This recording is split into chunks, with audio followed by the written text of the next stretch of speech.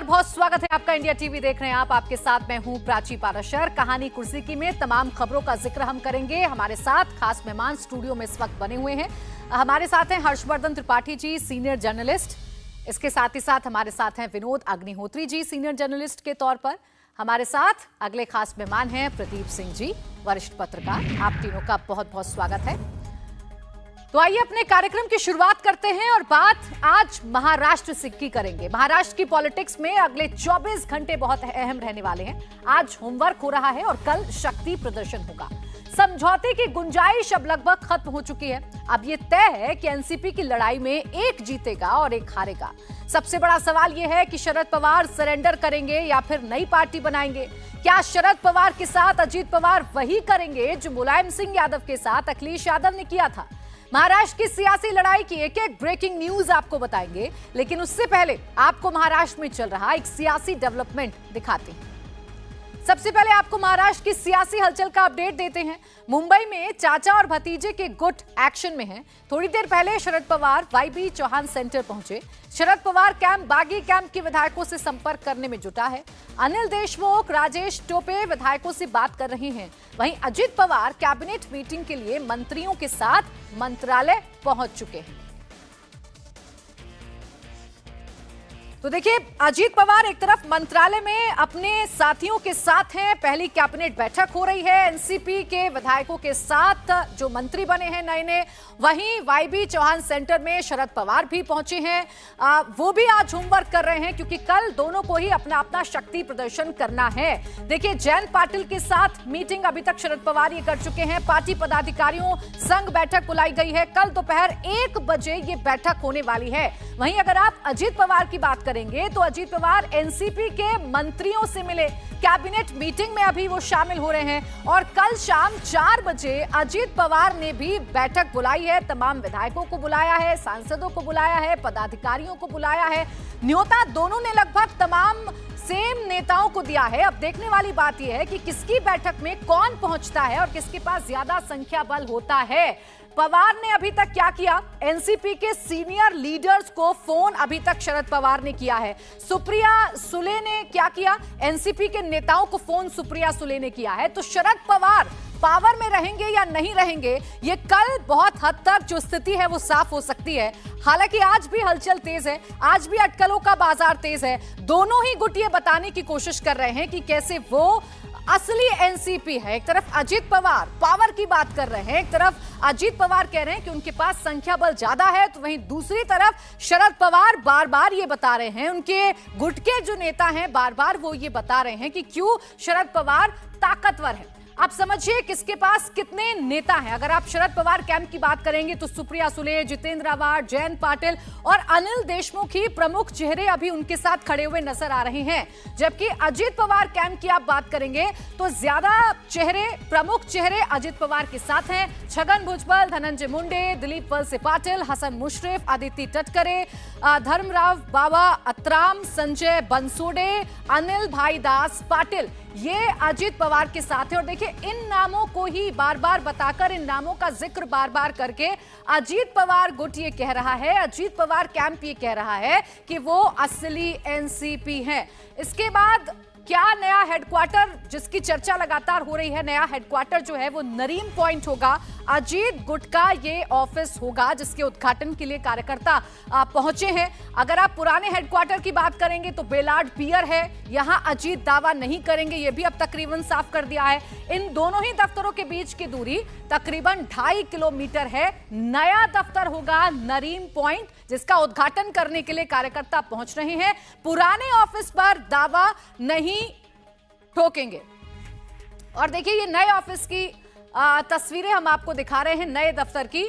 नरीम point जिसमें अजीत पवार आपको दिख रहे हैं। अजीत पवार इस नए ऑफिस का उद्घाटन करने के लिए पहुंचे हैं। ये साफ कर दिया गया है अजीत पवार कैंप की तरफ से कि जो पुराना ऑफिस है वहां पर दावा नहीं ठोका जाएगा। नए ऑफिस की ओपनिंग हो रही है। नए ऑफिस की ओपनिंग के लिए अजीत पवार पहुंच गए हैं। उनके समर्थक पहले ही नरीम पॉइंट पहुंच गए थे जहां पर इस नए ऑफिस का उद्घाटन होना है और अजीत पवार भी आपको तस्वीरों में नजर आ रहे होंगे।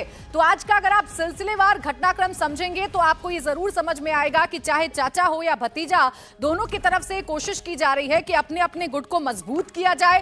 हालांकि अभी अजीत पवार की जो पावर है वो ज्यादा नजर आती है और शरद पवार अभी कोशिश कर रहे हैं, उनका कैंप अभी कोशिश कर रहा है कि उनका जो कुनबा है वो खत्म ना हो, वो टूटे ना, एक मुट्ठी में उसे समेटने की कोशिश शरद पवार की तरफ से की जा रही है। हर्षवर्धन जी, अब कितना अहम है आने वाला वक्त, या मैं सीधे तौर पर ये पूछूं कि अब क्या होगा, सरेंडर होगा या वॉर अभी जारी रहेगा? नहीं, मुझे नहीं लगता कि अब इसमें कोई बहुत गुंजाइश बची हुई है। और अभी जब मैं इस शो में शामिल होने के पहले आ रहा था तो मेरी बारामती, सतारा में कुछ लोगों से बातचीत हुई और उन्होंने मुझे जो चित्र भेजा है, वहाँ जो होर्डिंग लगी है वो बड़ी शानदार है। उसमें देवेंद्र फडणवीस का बड़ा सा चित्र है, उनके नीचे चाणक्य लिखा हुआ है, नरेंद्र मोदी, अमित शाह के चित्र हैं और इधर अजीत दादा पवार। और जितनी वहाँ मिठाइयाँ बटी हैं, जिस तरह से पटाखे फूटे हैं, वो वहाँ के रीजनल चैनल्स पे, लोकल चैनल्स पे चले, वहाँ के अखबारों में भी वो खबर है। पूरे के पूरे जो जिसको हम कहते हैं कि शरद पवार साहब का गढ़ है, वहाँ सब ने स्वाभाविक तौर पर अजीत पवार को अपना नेता मान लिया है। और जिस तरह से कार्यालय नया, सारी चीज़ें, मतलब बहुत तैयारी के साथ ये था। ये कोई ऐसा नहीं है कि चूंकि पहले वाला मामला जिस तरह से पलटा था, और कोई कुछ भी कहे, मैं बार बार एक बात कहता हूं कि आप कहेंगे कि शरद पवार बहुत बड़े रणनीतिकार हैं और अपने भतीजे को बेइज्जत करके रणनीतिकार हो रहे हैं। यानी मसला तो यही हुआ ना कि अजीत पवार को भेजा तो वो कोई कठपुतली थोड़ी ना है। अजीत पवार, उनकी भी एक उम्र हो चुकी है, वो भी राजनीति में 40 साल से उसी तरह से शरद पवार के साथ है जैसे शरद पवार के साथ एक तरह से राजनीति के तौर पर उनकी दायां हाथ कहें तो वो हैं। और अब अजीत पवार उससे पीछे हटने को तैयार नहीं है, सम्मान बना रहेगा। और अभी एक शब्द आपने इस्तेमाल किया मुलायम सिंह यादव की तरह, तो बिल्कुल वही स्थिति है। शरद पवार को अगर मुलायम सिंह यादव नहीं बनना है तो उन्हें अब थोड़ा सा अपनी इज्जत बचानी चाहिए। अजीत पवार तो पीछे नहीं हटने वाले हैं। तो यानी सीधे सीधे विनोद जी, अभी तस्वीर ये नजर आ रही है कि किसी के एक के हारना तो तय है, चाहे चाचा हारे चाहे भतीजा हारे, और संभावनाएं चाचा हारेंगे ऐसी ज्यादा नजर आ रही है। ये कैसे कह सकते हैं चाचा हारेंगे? खाली विधायक जाने से पार्टी थोड़ी चली जाती है। सतारा का जिक्र किया, सतारा में कल शरद पवार थे, कितनी भीड़ थी वहाँ, उनकी मीटिंग में जबरदस्त भीड़ थी। तो ऐसा नहीं है कि सिर्फ एक तरफा ही एक होर्डिंग लग गया तो अजीत पवार जीत गए। होर्डिंग लगाया होगा समर्थकों ने, समर्थक उनके भी हैं, बीजेपी के समर्थकों ने लगाया होगा, जाहिर है। शरद पवार, देखिए मुलायम सिंह यादव शरद पवार की तुलना इसलिए नहीं, मुलायम सिंह यादव ने सारा गेम खेला था खुद अखिलेश यादव को स्थापित करने के लिए, तो बाद में अखिलेश यादव के साथ हो गए वो, और वो अखिलेश यादव को उन्होंने चीफ मिनिस्टर मतलब बनाया ही था, और उसके बाद पार्टी भी उनको सौंप दी। यहाँ मामला दूसरा है, यहाँ अब मामला लड़ाई का है। अब शरद पवार को अपने अस्तित्व को, अपनी पार्टी के अस्तित्व को, अपनी बेटी के भविष्य के लिए लड़ना ही होगा। वो घर नहीं बैठ, मजबूरी है उनकी लड़ना। अब लड़ पाए ना लड़ पाए अलग बात है, लेकिन मजबूरी है उनकी, उनको लड़ना ही पड़ेगा। वो अजीत पवार के साथ जा करके वहाँ नहीं बैठ सकते कि भतीजे के नेतृत्व में हाथ झुका के चले जाए कि ठीक है बेटा बहुत अच्छा किया तुमने, और अब ना घर बैठ सकते हैं। अगर घर बैठ गए तो पूरी पार्टी ही जो है चली जाएगी। तो उनको अपनी पार्टी बचाने के लिए अपने कार्यकर्ता, अपने जनाधार, अपना अस्तित्व राजनीतिक, और शरद पवार वो खिलाड़ी हैं जो आखिरी बॉल तक बैटिंग करते हैं, वो लड़ेंगे। अब लड़ाई का फैसला तो चुनाव में होता है। देखिए, रैली अजीत पवार की भी बड़ी अच्छी हो जाएगी, रैली शरद पवार की भी अच्छी हो जाएगी, एकनाथ शिंदे भी भीड़ जुटा लेंगे, सत्ता उनके पास है, उद्धव ठाकरे भी जुटा लेंगे, लेकिन असली फैसला चुनाव में होगा। चुनाव में कौन कितनी सीटें जीत के आता है, जनता तय करेगी कि भविष्य शरद पवार के साथ रहेगा या अजीत पवार के साथ जाएगा।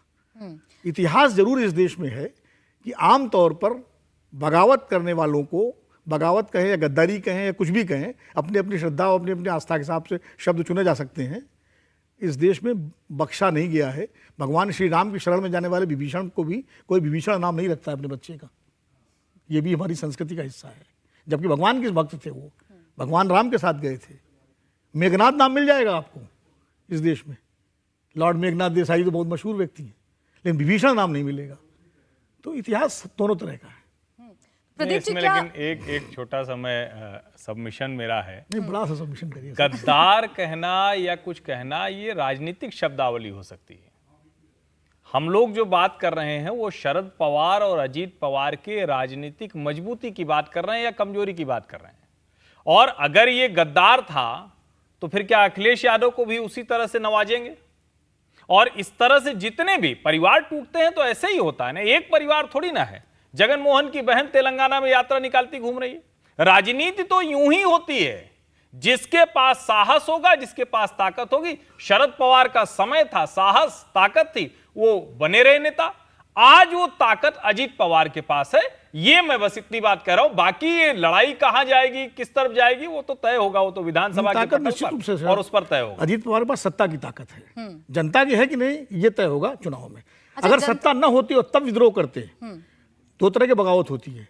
पार्टी पावर में नहीं है, पावर के साथ नहीं जा रहे हैं आप, और उसके बाद अपना अलग बना रहे हैं, वो लड़ाई अलग तरह की होती है। आपके पास केंद्र की सत्ता आ गई, आपके साथ राज्य की सत्ता आ गई, फिर आप अपने चाचा से लड़ रहे हैं। उस चाचा से जनता की पावर की बात तो शरद पवार भी कह रहे हैं। जब से अलग हुए हैं अजीत पवार, तभी से वो ये कह रहे हैं कि जनता के बीच में जाएंगे तो ये पता चल जाएगा कि कौन ज्यादा पावरफुल है। और बार बार उनके फोन कॉल्स का भी जिक्र प्रदीप जी हो रहा है, क्योंकि शरद पवार ने पिछली बार जब बाजी पलटी थी तो मना लिया था अपने तमाम रूठे हुए सहयोगियों को, जब अजीत पवार गए थे भारतीय जनता पार्टी के पास। तो क्या इस बार भी उनके जो फोन कॉल्स हैं, कल मीटिंग बुलाई है, आज से ही चर्चा शुरू हो गई, लेटर भेजने शुरू हो गए, उनके फोन कॉल्स क्या अभी भी उतने ही अहम हैं? क्या उतने ही इफेक्टिव, इंपैक्टफुल होंगे कि लोगों को वापस ले आए? नहीं, वो समय निकल चुका है। मैं इस बात से सहमत नहीं हूं विनोद जी की कि विधायक होने से क्या होता है। पार्टी विधायक होने से एक पार्टी चली गई। हमारे सामने अभी ताज़ा उदाहरण है एकनाथ शिंदे का। 40 विधायक लेकर गए और पार्टी भी ले गए, पार्टी का नाम ले गए, सिंबल ले गए। और दूसरी बात यह कि ऐसा नहीं कि बगावत करने वाले को जनता बख्शती नहीं है। ममता बनर्जी, जगन मोहन रेड्डी और खुद शरद पवार बगावत करके ही निकले थे। पहली बार वसंतदादा पाटिल से, दूसरी बार सोनिया गांधी से। तो ये हेमंत बिश्व शर्मा, आपको ऐसे उदाहरण तमाम मिल जाएंगे जिन्होंने बगावत की। बात ये होती है कि आपका कोई जनाधार है कि नहीं, बगावत करने वाले की ताकत क्या है, इससे तय होता है कि आपका भविष्य क्या होगा। एक बात। दूसरी बात, विधायक के आधार पर ही तय होगा पार्टी का। जो शिवसेना के मामले में हुआ है, देखिए एक बात समझ लीजिए, सुप्रीम कोर्ट का जजमेंट है। 1969 में जब कांग्रेस पार्टी में विभाजन हुआ तो मामला सुप्रीम कोर्ट तक गया। 71 का सुप्रीम कोर्ट का जजमेंट है, ट्रिपल टेस्ट का, कि किसी भी पार्टी में विभाजन होता है तो कौन सा फैक्शन, किस फैक्शन को असली पार्टी माना जाए, इसके लिए ट्रिपल टेस्ट तय कर रखा है सुप्रीम कोर्ट ने। आज तक वो फॉलो हो रहा है, अभी तक वो फैसला बदला नहीं है। उसी ट्रिपल टेस्ट पर शिवसेना के विभाजन को टेस्ट किया गया तो क्या पाया चुनाव आयोग ने? पहला जो टेस्ट है वो ये है कि संविधान का, आपके पार्टी संविधान का उद्देश्य क्या है। तो ये मिला कि 2018 का जो संविधान है वो अनडेमोक्रेटिक है, कुछ लोगों के हाथ में सत्ता है। ये परिवारवादी जितनी पार्टियां हैं सबके संविधान में ऐसा ही है, तो इसलिए उसको नहीं माना जा सकता। दूसरा, संगठन का आता है कि संगठन में किसका बहुमत है, तो फिर कोई डिफाइंड जो है संगठन की इकाइयां नहीं हैं और दोनों पक्ष से दावे हो रहे हैं, उधर से भी है इधर से भी है, उसको भी रिजेक्ट किया। फिर तीसरा आता है लेजिस्लेटिव पार्टी। उसके आधार पर उन्होंने कहा कि भाई जो लोग गए हैं शिंदे के साथ, उनके वो विधायक जो हैं, जो कुल वोट मिले थे पार्टी का, उसका 76% उनके साथ है। जो पार्लियामेंट में जो सांसद गए हैं पार्लियामेंट के चुनाव में, उनको 73% वोट मिला था और अभी तक सुप्रीम कोर्ट ने उसको जो है रिजेक्ट नहीं किया। हालांकि सुप्रीम कोर्ट में मामला है, किसी भी तरफ जा सकता है, लेकिन अभी तक तो यही माना जाएगा कि देश का कानून यही है। एक बात। दूसरी बात, शरद पवार को जमीनी सच्चाई दिखाई नहीं दी, या कहिए कि स्वीकार नहीं किया। आज ही टाइम्स ऑफ इंडिया में प्रफुल्ल पटेल का एक इंटरव्यू छपा है। उन्होंने कहा है कि जब शिवसेना और बीजेपी में लड़ाई चल रही थी तो हमारी पार्टी के 54 में से 51 विधायक उन्होंने लिखकर शरद पवार को दिया कि हमको बीजेपी के साथ सरकार बना लेना चाहिए। शरद पवार ने मना कर दिया, सबने मान लिया। तो ये लगातार ये हो रहा था। प्रफुल्ल पटेल कह रहे हैं कि हम बात मानते गए, लेकिन हर चीज की एक सीमा होती है। उसके बाद तय किया कि भाई अब इससे ज्यादा नहीं हो सकता, कि सब कुछ शरद पवार तय करेंगे, टाइमिंग क्या होगी, कब जाएंगे नहीं जाएंगे, कब हम बीजेपी से मिल जाएंगे, ये शरद पवार ही तय करेंगे। तो बाकी लोगों का भी पॉलिटिकल फ्यूचर है ना। शरद पवार 82 साल के हो रहे हैं, लेकिन अजीत पवार और प्रफुल्ल पटेल तो 82 साल के नहीं हैं। उनका अभी पॉलिटिकल कैरियर है काफ़ी लंबा। तो इसलिए जो है उन्होंने तय किया कि अब हमारा पॉलिटिकल फ्यूचर जो है वो एनसीपी में शरद पवार के नेतृत्व में नहीं है। तो पार्टी पर उनका जो दावा है आज की तारीख में बहुत मजबूत दावा है। अब अदालत में क्या होगा, इलेक्शन कमीशन में क्या होगा, वो जब फैसला आएगा तब पता चलेगा, या जनता की अदालत में चुनाव होगा तब पता चलेगा। वो तो भविष्य की बात है। हाँ। उसके बारे में हम कोई प्रेडिक्शन नहीं कर सकते कि कौन जीत जाएगा कौन हार जाएगा। लेकिन आज जो जो जो दोनों खेमे बने हुए हैं उसमें अजीत पवार का खेमा मजबूत है, ताकतवर है और सत्ता उनके साथ है। तो इसलिए जो है शरद पवार के लिए ये कहना तो ठीक है, वो स्वीकार अब भी नहीं कर पा रहे हैं कि वो अपने भतीजे से हार गए हैं। वो कह रहे हैं कि हम बीजेपी को सबक सिखा देंगे। भाई बगावत की आपके भतीजे ने, बीजेपी को सबक सिखा देंगे। तो जब आप पूरी तरह से पावरफुल थे, पूरी तरह से सत्ता में थे, तब 9 साल से बीजेपी महाराष्ट्र में आप ही के राज्य में नंबर 1 की पार्टी बनी हुई है, लोकसभा में भी विधानसभा में भी। तो कौन सा सबक सिखाया है बीजेपी को? तो ये केवल दावे करना अलग बात है। हाँ। और जमीनी वास्तविकता अलग है। बिल्कुल, देखिए दोनों गुटों के बीच में बिटवीन द लाइंस भी बातें कही जा रही हैं। शरद पवार को लेकर डायरेक्ट अजीत पवार के गुट की तरफ से कुछ नहीं कहा जा रहा है। अजीत पवार को लेकर शरद पवार कुछ बहुत बड़ा कदम उठा रहे हैं, ये भी अभी तक नजर नहीं आ रहा है। इस बीच प्रफुल्ल पटेल से बात की है इंडिया टीवी ने। प्रफुल्ल पटेल ने क्या कहा, आपको सुनवाते हैं। मैं फिर पवार साहब के कोई भी फैसले या उनकी सोच के बारे में टिप्पणी नहीं करूंगा। सिर्फ सेक्युलरिज्म की जो आपने एक बात की, तो मैंने पहले ही कहा ना कि अब अगर हम शिवसेना के साथ काम कर सकते हैं तो फिर बीजेपी के साथ काम क्यों नहीं कर सकते। और यही पार्टी के लोगों में आपस में भी यही चर्चा होती थी और उसी के आधार पर ये फैसला लिया गया है। भाई देखो, मैं तो चाहूँगा कि पूरा हमारा परिवार एक बने रहे और अच्छे से एक दूसरे के साथ, और पवार साहब का वरद हस्त हमारे सबके ऊपर रहे। अभी भी देखिए कोई घटना कली हुई है, हो सकता है कि सबको एक प्रकार की एक अच्छी सोच बन के फिर से काम करने का मौका मिले। तो बार बार ये जो हर्षवर्धन जी कहा जा रहा है, खासकर अजीत पवार गुट की तरफ से, कि हम शरद पवार पर कोई टिप्पणी नहीं करेंगे, सम्मान है उनके प्रति, उनके ही संरक्षण में हम लोग बड़े हुए हैं, उनसे हमने राजनीति सीखी है। क्या इसे इतना भर समझा जाए या आगे कोई इसमें गुंजाइश भी देखा जाए कि कुछ और बड़ा हो सकता है? नहीं, महाराष्ट्र देखिए ये एक जिसको कहें कि इमोशनल प्ले का मसला होता है। भावनात्मक तौर पर कोई भी नेता अगर ये बोलता हो, देखिए सबको लग रहा है कि शरद पवार का वक्त जा चुका है, अब उनको अजीत पवार को दे देनी चाहिए थी विरासत। लेकिन अगर अजीत पवार या प्रफुल्ल पटेल ये बोलते दिखेंगे नहीं नहीं अब शरद पवार को हम निकाल देंगे, तो पता चलेगा कई विधायक जो उनके साथ खड़े हैं उनका सेंटीमेंट थोड़ा दूसरा हो जाएगा।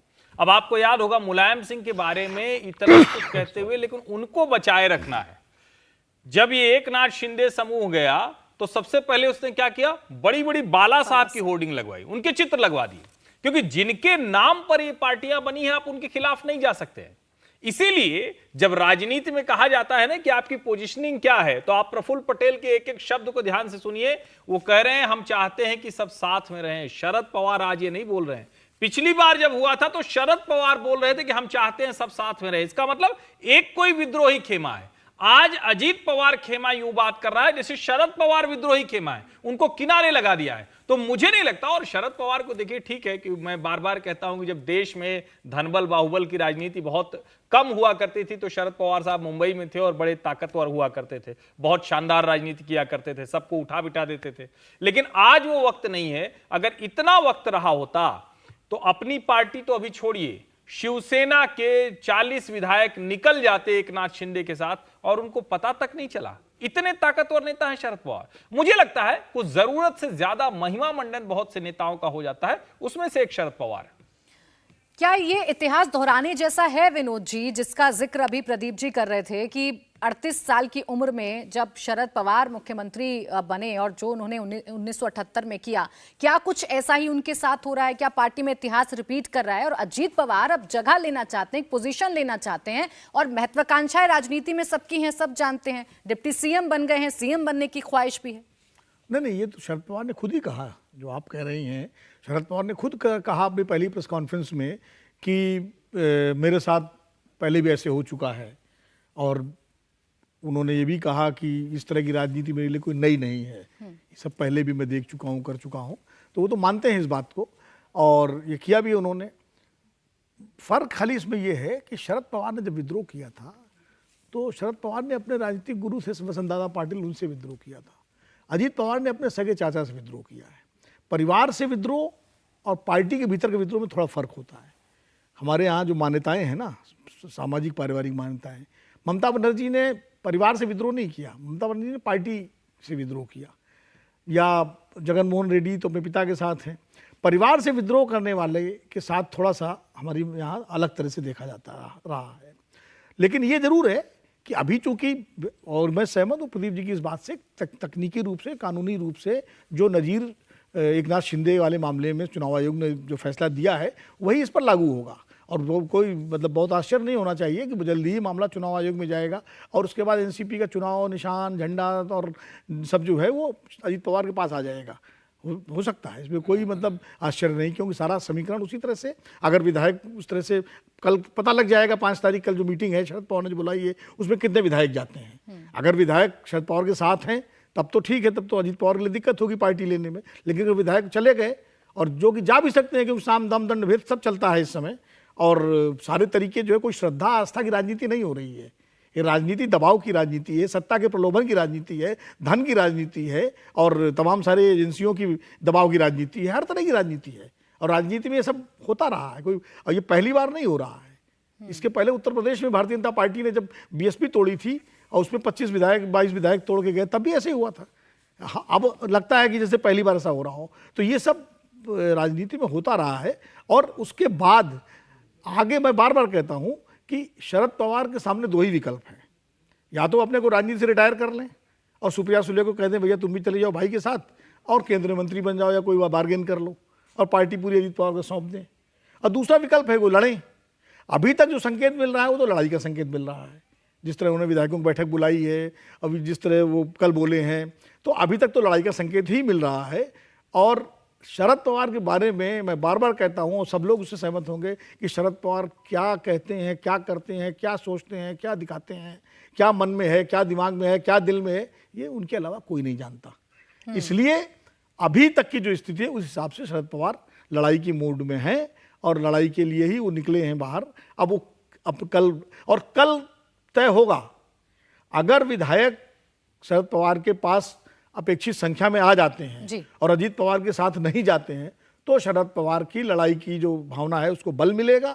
अगर शरद पवार के पास विधायक नहीं पहुंचते हैं, अजीत पवार साथ चले जाते हैं, तो शरद पवार के लिए बड़ा झटका होगा। फिर शायद हो सकता है वो फैसला बदल भी सकते हैं। ठीक है, इसीलिए आज गहमा गहमी का दिन है, एक दूसरे को फोन किए जा रहे हैं। लेकिन कम से कम ये तो महाराष्ट्र से समझ में आ रहा है कि अब समझौते की गुंजाइश खत्म हो चुकी है, आर पार की लड़ाई है, सरेंडर नहीं होगा, कोई एक जीतेगा एक हारेगा। अभी एक ऐसा नहीं है गुंजाइश। जो प्रफुल्ल पटेल का इंटरव्यू में सुन रहा था, बहुत समय प्रफुल्ल पटेल चूंकि शरद पवार के इतने करीबी रहे हैं कि हो सकता है बैक चैनल से वो बात कर भी रहे हों, समझा भी रहे हो कि पवार साहब क्या है लड़ाई झगड़ा आपस में करने का, हम सब आपस में। प्रफुल्ल पटेल की मजबूरी है ना, उनके ऊपर एयरबस घोटाले का मामला चल रहा है, तो वो जो है संबंध, तो वो उनकी मजबूरी है, वो अपनी मजबूरी भी गिना रहे होंगे। ये चीजें भी तो है ना सब ऑन रिकॉर्ड। ठीक है, तो अब कल तय हो जाएगा कि कौन कितना ताकतवर है और महाराष्ट्र की सियासत में एनसीपी का असली नेता अब कौन होता है। अजीत पवार का दावा कितना ज्यादा पावरफुल होता है, या शरद पवार यहां पर फाइट बैक कर पाएंगे या नहीं, इन तमाम सवालों के जवाब तो खैर कल मिल जाएंगे। इंडिया टीवी हर वक्त हर जगह डाउनलोड करने के लिए सर्च करें India TV news Google play store या ऐप स्टोर पर।